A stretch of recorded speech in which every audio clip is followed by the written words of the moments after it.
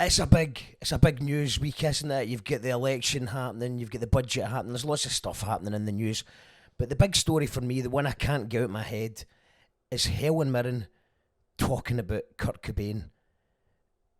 I can't get it out of my head, so I'm just gonna quote it correctly. I'm not dissing Helen Mirren. I just can't get it out of my head. But Helen Mirren said in an interview, "I always say it's so sad that Kurt Cobain died when he did, because he never got to see GPS. It's the most wonderful thing. My little blue spot walking down the street. I just find it completely magical and unbelievable." So this is what people are saying on Twitter about it, and then I'm going to give my own theory on it all. Every day I think about how much Tupac would have enjoyed the little miracle of Duolingo.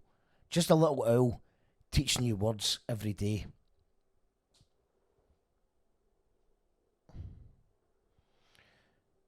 Edward Jenkins says, such a tragedy that Notorious B.I.G. never got to enjoy the benefits of contactless payment. Christina says, I always say it's so sad that Jimi Hendrix died when he did, because he never saw next day Amazon Prime shipping.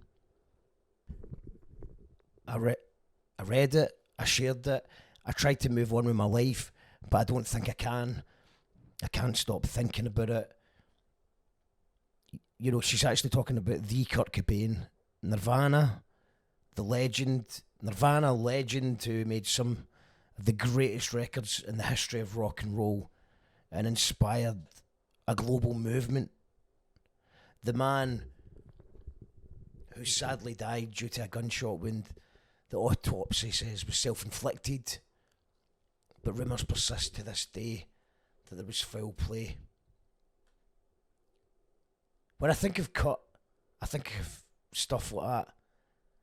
I don't think of the blue dot of GPS. I mean, what is actually going on here? I hope Helen is okay. Of all the things that Kurt Cobain has missed out on in the last 30 years, he's a grandfather now.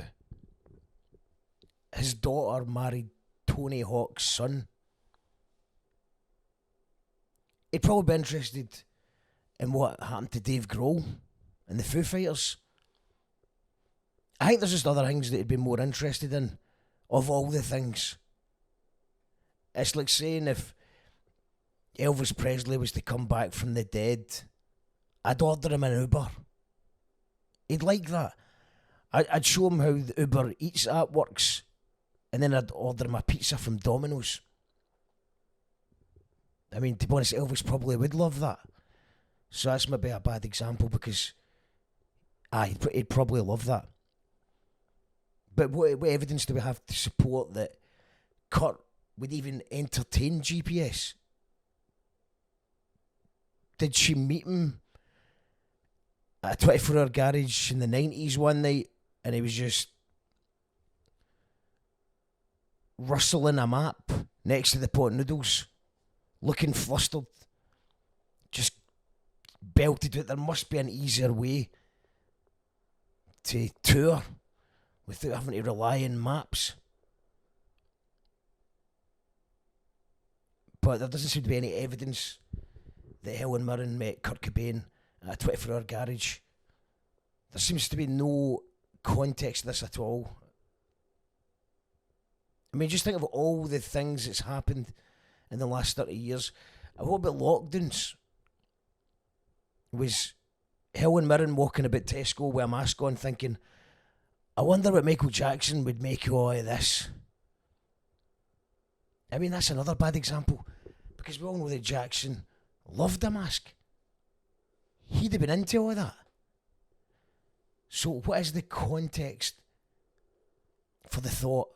What is the missing link between Kurt Cobain, Helen Mirren, and GPS technology? I'm asking you to get in touch with me if you've got a theory, because I've investigated this as much as I can. I've looked for the actual interview. I can't find the actual interview.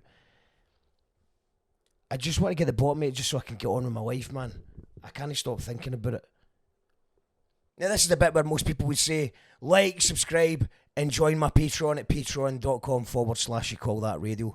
But that's something that I would never, ever, ever do.